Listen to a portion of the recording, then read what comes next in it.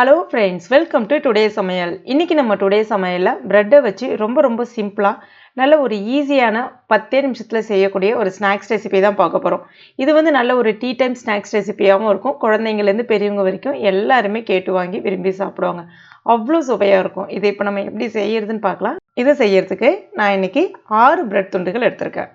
எந்த வகையான ப்ரெட்டாக இருந்தாலும் பரவாயில்ல, வீட் ப்ரெட் அந்த மாதிரி கூட நீங்கள் பயன்படுத்திக்கலாம். இதை வந்து சின்னதாக இந்த மாதிரி பிச்சுட்டு சேர்த்துக்கலாம். கூடவே 2 டேபிள் ஸ்பூன் சர்க்கரை, 2 ஏலக்காய். உங்களுக்கு ஏலக்காய் ஃப்ளேவர் பிடிக்கல அப்படின்னா அதை போடணுன்ற அவசியம் கிடையாது. இப்போ இந்த மாதிரி பல்ஸ் மோடில் வச்சுட்டு கொஞ்சம் கொரகொரப்பாக அரைச்சி எடுத்துக்கோங்க. அடுத்ததாக 3 டேபிள் ஸ்பூன் துருகின தேங்காய். இது வந்து சுவைக்காக தான், இவ்வளோ சேர்க்கணும் அவ்வளோ சேர்க்கணும் அப்படிலாம் கிடையாது. ஓரளவுக்கு சேர்த்தா போதும்.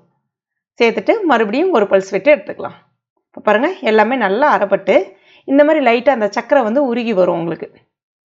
அடுத்ததாக வேற ஒரு பாத்திரத்துக்கு அந்த மாதிரிலாம் எதுவுமே மாற்ற வேண்டாம். சின்ன உருண்டையாக இந்த மாதிரி அழகாக உருட்டி எடுத்துக்க வேண்டியதுதான். ரொம்ப அழுத்தம் கொடுத்து உருட்டாதீங்க, லைட்டாக வந்து உருட்டுங்க. அப்போ தான் உள்ளே வந்து நல்லா வெந்து வரும். இதை வந்து இன்னொரு மெத்தடில் கூட பண்ணலாம். நடுவில் ஒரு சின்ன பள்ளம் மாதிரி கூட பறிச்சுட்டு அதில் கொஞ்சமாக துருகின சீஸை வந்து சேர்த்துட்டு நல்லா மூடிட்டு இப்படி கூட ரெடி பண்ணிக்கலாம். சாப்பிடும்போது உள்ளே நல்லா சீஸியாக சூப்பராக இருக்கும். சீஸ் பிடிக்கிற குழந்தைங்க ரொம்பவே விரும்பி சாப்பிடுவாங்க. இப்படி கூட நீங்கள் ட்ரை பண்ணி பார்க்கலாம்.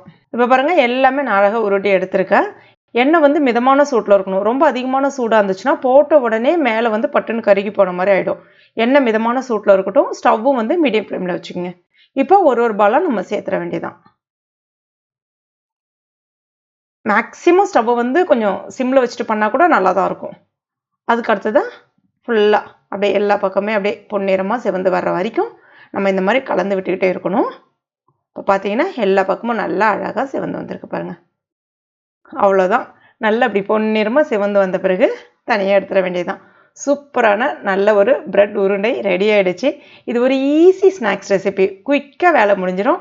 நல்ல மொறு சூப்பராக இருக்கும். உள்ளே வந்து லைட்டாக கொஞ்சம் பன் போல தான் இருக்கும். ரொம்ப நல்லாயிருக்கும். சாப்பிட்றதுக்கு ரொம்ப டேஸ்ட்டாக இருக்கும். சின்ன பசங்கள்லேருந்து பெரியவங்க வரைக்கும் எல்லாருமே விரும்பி சாப்பிடுவாங்க. கண்டிப்பாக ட்ரை பண்ணி பாருங்கள். ஒரு 10லேருந்து 15 நிமிஷத்தில் வேலை முடிஞ்சிடும். ரொம்ப ஈஸியான ரெசிபி. ட்ரை பண்ணி பார்த்துட்டு மறக்காமல் எனக்கு கமெண்ட் பண்ணுங்கள். இந்த வீடியோ உங்களுக்கு பிடிச்சிருந்தா லைக் பண்ணுங்கள். உங்கள் நண்பர்கள் மற்றும் ஃபேமிலி மெம்பர்ஸ் கூட மறக்காமல் ஷேர் பண்ணிங்க. மேலும் இது போன்ற டேஸ்டி ரெசிபிகளுக்கு நம்ம டுடே சமையல் இது வரைக்கும் நீங்கள் சப்ஸ்கிரைப் பண்ணலன்னா உடனே சப்ஸ்கிரைப் பண்ணிங்க. கூடவே மறக்காமல் அந்த பெல் நோட்டிஃபிகேஷன் சிம்பிளையும் ப்ரெஸ் பண்ணிங்க. தேங்க்யூ.